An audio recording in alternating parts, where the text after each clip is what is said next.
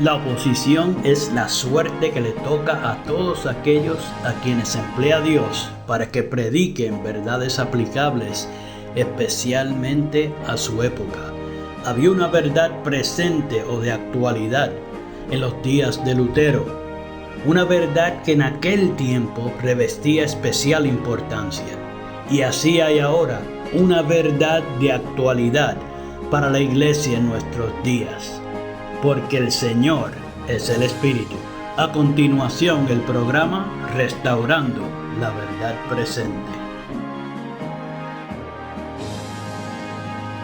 Muy buenos días, buenas tardes o buenas noches, mis queridos hermanos, dependiendo de qué hora están viendo esta programación. Y bienvenidos a su programa radial Restaurando la Verdad Presente. Les habla para ustedes en esta hermosa mañana Jeffrey Mercado y hoy tenemos otro tema muy importante preparado para ustedes. El tema de esta mañana lleva por título El mensaje importante de Primera de Juan capítulo 5 versículo 20. Pero mis queridos hermanos, antes de entrar en ese poderoso tema, como de costumbre, vamos a pasar al trono de la gracia para poder comenzar este tema con la autoridad del cielo. Así que mis queridos hermanos, en estos momentos oramos. Padre Santo y Padre Bueno, alabamos y glorificamos tu santo y bendito nombre en esta hermosa ocasión.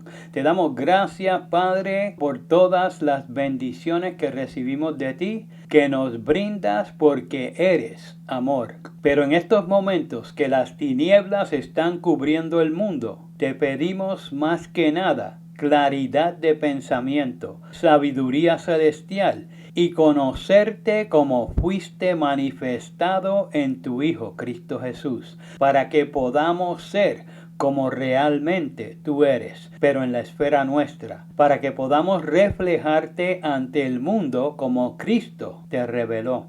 Ayúdanos a crecer en ti como fuiste presentado en tu santa ley y como Cristo vivió cuando participó de carne y sangre, cuando se hizo uno de nosotros. Gracias por la temática de hoy y que sea de bendición para todo el que la pueda sintonizar. Te pedimos, Padre Santo, una bendición especial por tu pueblo en la ancha faz de la tierra y te pedimos que reprendas al enemigo y su obra en contra de él. Permite que si no te han visto todavía, en Cristo ahora te puedan ver, para que nada ni nadie pueda estropear esa transformación que se hace mediante la contemplación. Que Cristo se pueda duplicar en nuestras vidas para que otros te puedan ver y juntos podamos decir, como dijo el profeta Isaías en el capítulo 40 y al final del versículo 9. Ved aquí al Dios vuestro, no porque tratemos de usurpar tu lugar, sino porque voluntariamente elegimos reflejarte en nuestro carácter. En el nombre de Jesús te pedimos todas estas cosas. Amén. Gracias, Padre. Gloria y honra por siempre al que nos comparte su santo carácter de amor. Amén. Gracias, Padre. Bien, mis queridos hermanos, reciban un caluroso saludo de parte de este ministerio y ahora sí podemos entrar en tema. Los versículos de introducción en esta mañana los podemos encontrar en Primera de Juan, el capítulo 5, versículo 20, pero hoy vamos a estar leyendo de la Reina Valera del 1960, donde allí nos dice la santa palabra de Dios. Pero sabemos que el Hijo de Dios ha venido y nos ha dado entendimiento para conocer al que es verdadero. Y estamos en el verdadero, en su Hijo Jesucristo. Este es el verdadero Dios y la vida eterna. Ahora, mis queridos hermanos, también vamos a ir a Primera de Juan al capítulo 5, versículo 20, pero a la versión bíblica, la palabra de Dios para todos. Noten cómo allí se nos presenta el mismo versículo. Allí dice: también sabemos que el Hijo de Dios vino y nos dio el entendimiento para conocer a Dios, al único Dios verdadero. Nosotros le conocemos, pues estamos en su Hijo Jesucristo. El Padre es el verdadero Dios y la vida eterna. Mis queridos hermanos, en esta hermosa mañana, los que tengan oídos para oír, oigan lo que el Espíritu de Cristo dice a las iglesias que conocen al Padre claramente por medio de la revelación de Jesucristo. En el programa de hoy vamos a estar aclarando lo que realmente nos quiso decir el discípulo amado cuando escribió lo que encontramos en Primera de Juan, capítulo 5, versículo 20. Mis queridos hermanos, es uno de esos versículos que casi siempre es sacado de contexto por el lector bíblico común. Este versículo ha sido utilizado para apoyar diferentes errores doctrinales, tales como el trinitarismo, el unitarismo y el binitarismo, si pudiéramos decir tal cosa. Y siempre logran una aparente lógica de acuerdo al contexto equivocado que presentan en armonía con sus premisas extrabíblicas. Por lo tanto, el mensaje verdadero del versículo siempre queda resguardado de la ignorancia del creyente engañado, pues con la exposición de su postura errada entierra la verdad absoluta que Juan nos quiso comunicar para nuestro beneficio espiritual. Bueno, estoy seguro que algunos están todavía pensando por qué hay una diferencia tan radical en las dos versiones bíblicas utilizadas hoy en los versículos de introducción. Pues mis queridos hermanos, no todas las escrituras son traducidas a nuestro idioma vernáculo de la misma manera, porque hay diferentes formas de hacer una traducción de un lenguaje a otro. Uno de los mejores métodos de traducir, como en el caso de la Reina Valera, es el método de palabra por palabra. En la mayoría de las veces, este método supera a todos los demás, pero hay ciertas ocasiones que, de acuerdo a cómo se expresa el escritor, en la traducción se pierde mucho de lo que el escritor quiso decir. Pues aquí tenemos un claro ejemplo de eso. Y alguien puede preguntar: ¿y cómo tú sabes eso? Pues mis queridos hermanos, no es por lo que yo piense o por lo que yo opine, sino por lo que el escritor bíblico ya ha manifestado a través de sus escritos. Por eso es bueno, cuando uno se topa con un versículo como este, el no solo comparar sus escritos, sino también usar otras versiones bíblicas para ver si lo exponen en el contexto en que otras ocasiones ya ha sido presentado de manera clara y definida. Por eso en el programa de hoy elegí usar una versión bíblica donde la traducción fue hecha siguiendo el método de concepto por concepto. Aunque en muchas ocasiones esto no funciona muy bien, siendo que a veces los traductores vienen arrastrando ellos mismos conceptos equivocados que son ajenos a las escrituras. Un ejemplo clásico de arrastrar un error al punto que influya en la traducción hecha lo podemos ver en lo que hoy se conoce como la coma juánica, que también es conocida como la coma juanina, el paréntesis juánico, la cláusula juánica o el apócrifo juánico, lo cual es la identificación dada a la cláusula añadida en algunas versiones bíblicas en los versículos de Primera de Juan capítulo 5, pero los versículos 7 y 8, que pudo haber sido incorporada como una explicación trinitaria desde el siglo VI para luego ser agregada al texto de la epístola en la Vulgata Latina cerca del año 800. Los escritores bíblicos no eran trinitarios, porque la Biblia no es trinitaria. Y el tratar de darle una ayudita al escritor bíblico para que el lector se creyera la mentira de la Trinidad, lejos de aclarar las cosas, lo que hizo fue echar por tierra la verdad bíblica y confundir al lector que sinceramente buscaba encontrar la verdad.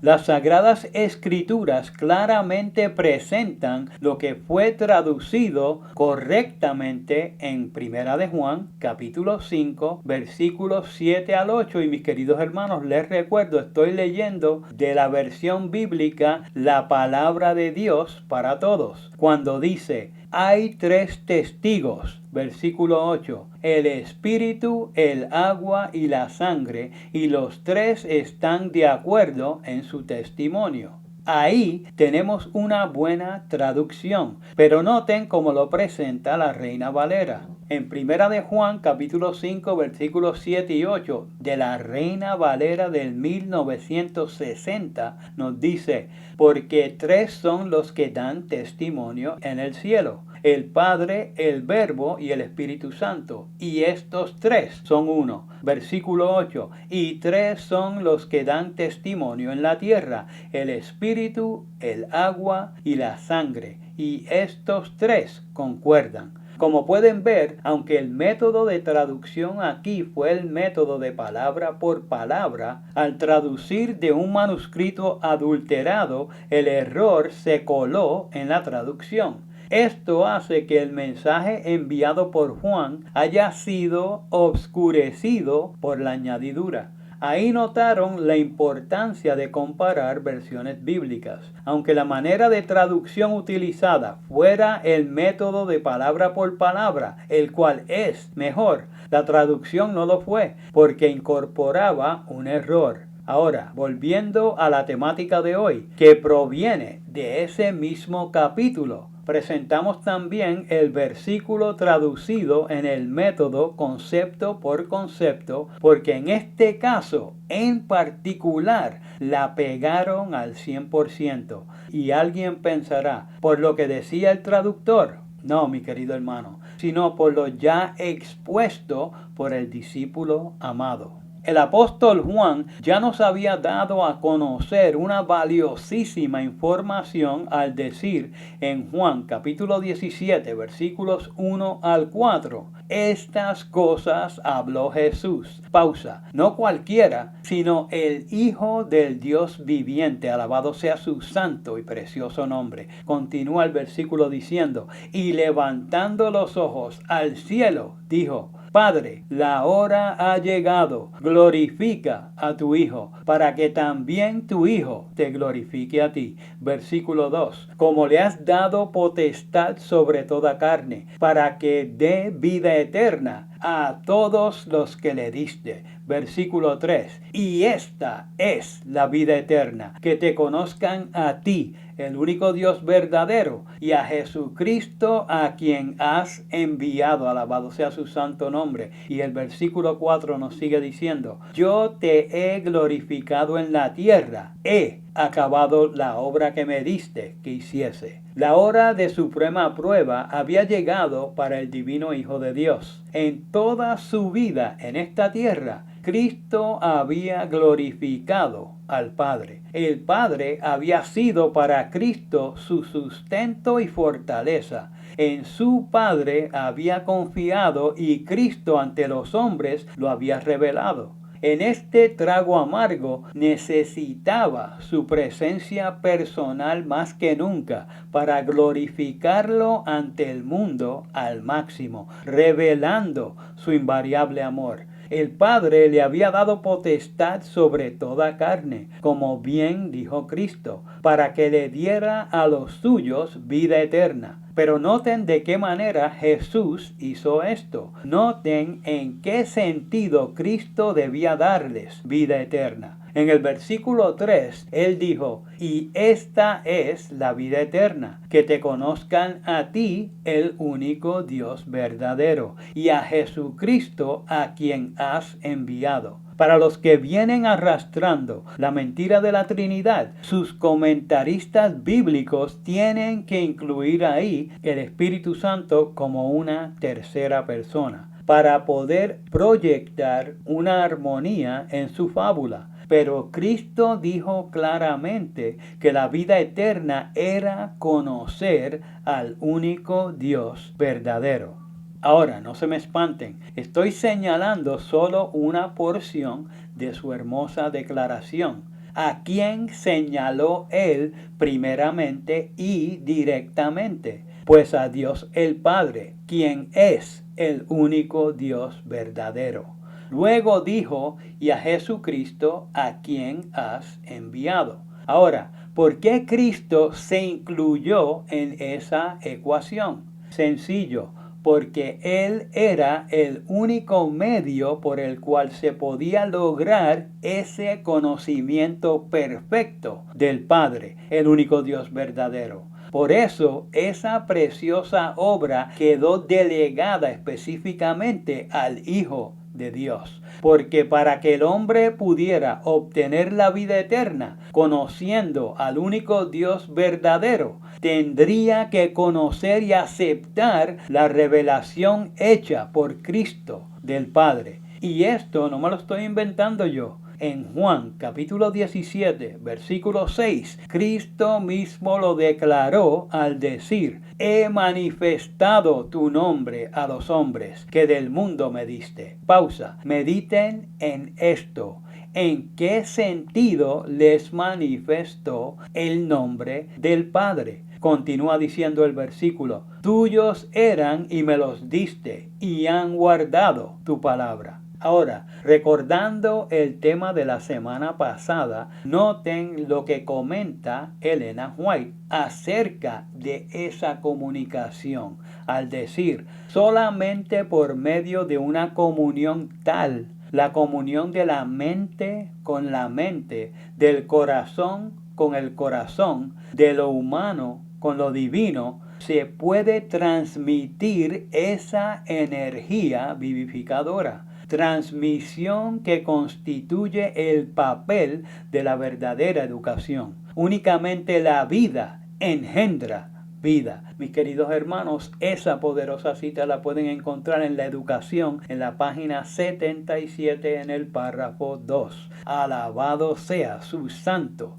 y precioso nombre. Algunos piensan que lo que dice el versículo 2 se aplica a Cristo solo porque el Padre le dio al Hijo que tuviera vida en sí mismo, cuando en realidad eso aconteció por el engendramiento. Pero en el contexto de los versículos presentados es porque Cristo es el revelador del Padre. Cristo es el que lo da a conocer, alabado sea su santo nombre. No es por lo que dijo Elías o por la manera de obrar de Moisés, sino por lo que Cristo reveló tanto en su vida como en su ministerio acerca de su Padre, delante de los ojos de los hombres. Ahora, teniendo eso claro, volvamos ahora al versículo de la temática de hoy. Ahora podemos comprender que la manera que fue traducido por la versión La Palabra de Dios para Todos es una traducción buena, porque refleja lo ya revelado por Juan. Allí nos decía: también sabemos que el Hijo de Dios vino y nos dio el entendimiento para conocer a Dios, al único Dios verdadero. Nosotros lo conocemos, pues estamos en su Hijo Jesucristo. El Padre es el verdadero Dios y la vida eterna. Como vemos, esto está en total armonía con lo que presenta el capítulo 17 de Juan.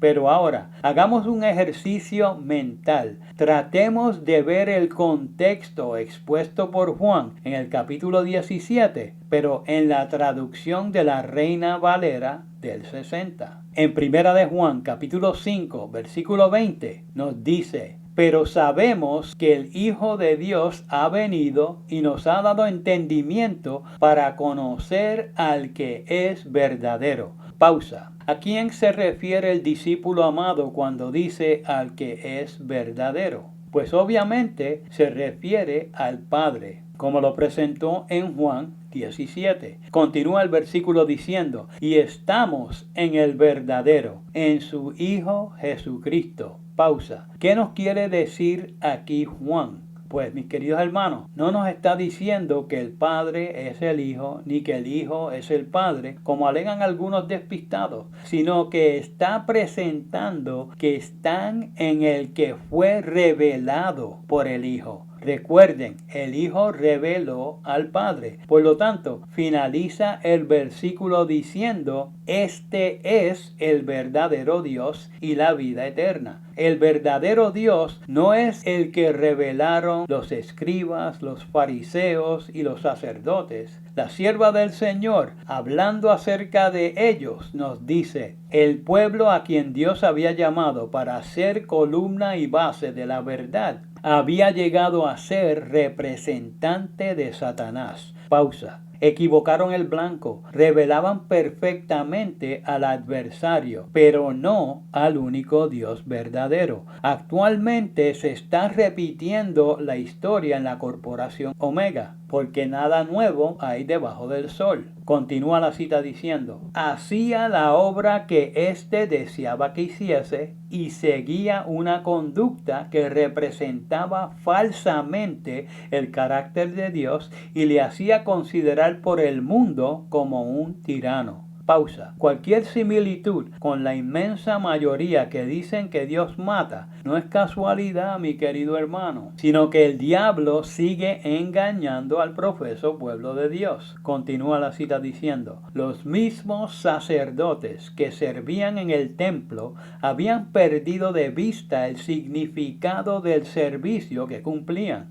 Habían dejado de mirar más allá del símbolo a lo que significaba. Al presentar las ofrendas de los sacrificios, eran como actores de una pieza de teatro. Los ritos que Dios mismo había ordenado eran trocados en medios de cegar la mente y endurecer el corazón. Dios no podía hacer ya más nada para el hombre por medio de ellos. Todo el sistema debía ser desechado. Bueno, vamos a leer esa parte una vez más. Todo el sistema debía ser desechado. Mis queridos hermanos, todo es todo. Pero no nos debe sorprender que hoy haya tantos que estén dispuestos a reedificarlos como si Cristo no fuera suficiente. La cita la pueden encontrar en el Deseado de todas las gentes, la página 27, el párrafo 1. Como ahí vimos, los que supuestamente esperaban al Mesías no revelaron al único Dios verdadero, ni en sus vidas ni al pueblo. Ni aun teniendo el Antiguo Testamento lo pudieron conocer ni revelar. Pusieron por obra los planes y la voluntad del gran enemigo de Dios. Desde que este último cayó, ha sido ese su objetivo de continuo. La sierva del Señor lo presenta al decir, Lucifer, el querubín protector, deseó ser el primero en el cielo. Trató de dominar a los seres celestiales, apartándolos de su Creador y granjearse su homenaje.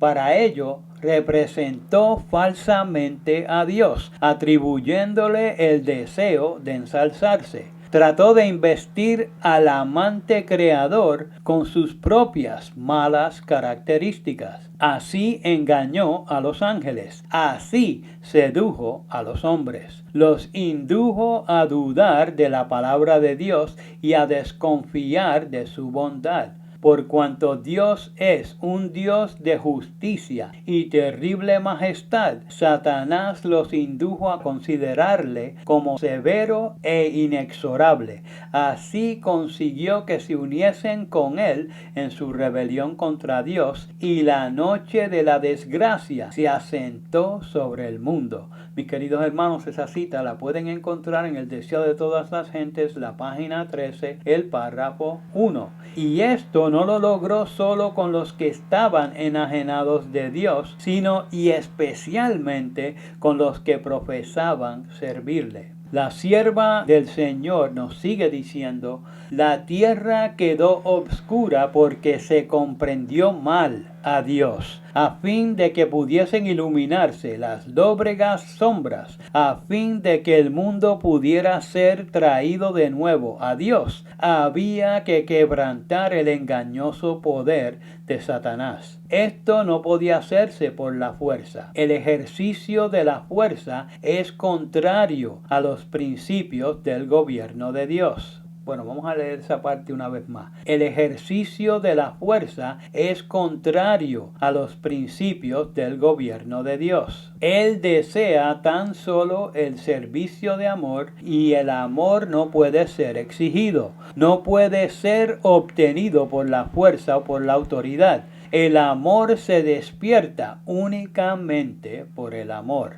El conocer a Dios es amarle. Su carácter debe ser manifestado en contraste con el carácter de Satanás. En todo el universo había un solo ser que podía realizar esta obra. Únicamente aquel que conocía la altura y la profundidad del amor de Dios podía darlo a conocer. Alabado sea su santo y precioso nombre. Y continúa la cita diciendo, sobre la oscura noche del mundo debía nacer el sol de justicia, trayendo salud eterna en sus alas. Mis queridos hermanos, esa cita es del deseado de todas las gentes, la página 27, el párrafo 2. Y al leer eso, tenemos que decir, alabado sea su santo y precioso nombre. Ahí podemos ver claramente lo que Juan nos quería decir y ahora nos hace más sentido. En Primera de Juan, capítulo 5, versículo 20, Juan nos dijo, pero sabemos que el Hijo de Dios ha venido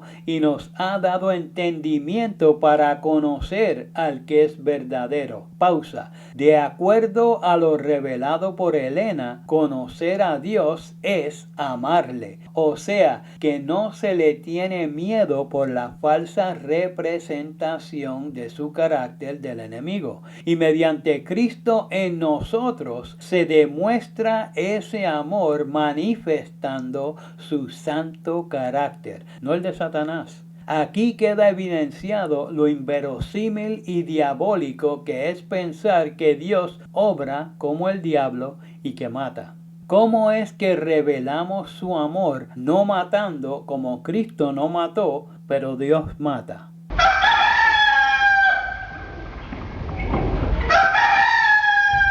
Ese punto final de la pregunta es la píldora de mentira del diablo que la gran mayoría se ha tragado y la que te quieren atragantar. El versículo sigue diciendo, y estamos en el verdadero, en su Hijo Jesucristo. Pausa. Aquí es donde muchos quedan patidifusos y no saben qué nos quiere decir Juan con esto. Pero si mantenemos el contexto ya presentado por Juan, no es difícil de entender. Cristo vino a revelar al único Dios verdadero. Por lo tanto, si estamos en Cristo, estamos también en su Padre, el único Dios verdadero. Por eso termina el versículo diciendo, este es el verdadero Dios y la vida eterna. Ahí Juan señala a la fuente de todo, al que Cristo vino a revelar. Alabado sea su santo nombre.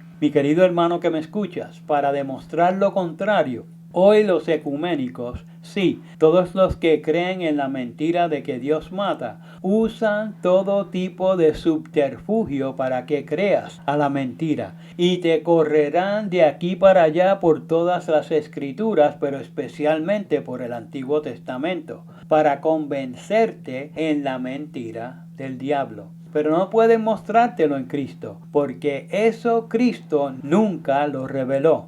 Y presentarán todo tipo de teorías falsas y muchas malas interpretaciones para que no le creas a la revelación que Cristo del Padre nos dio. Pero en eso no pueden ni acercarse al Divino Maestro, porque en su vida santa los desmintió. Por lo tanto, fija tus ojos en Cristo y podrás conocer ciertamente al único verdadero Dios. Entonces podrás realmente amarle, reflejando el carácter de Dios, pues ese fue el perfecto carácter que el Hijo nos presentó.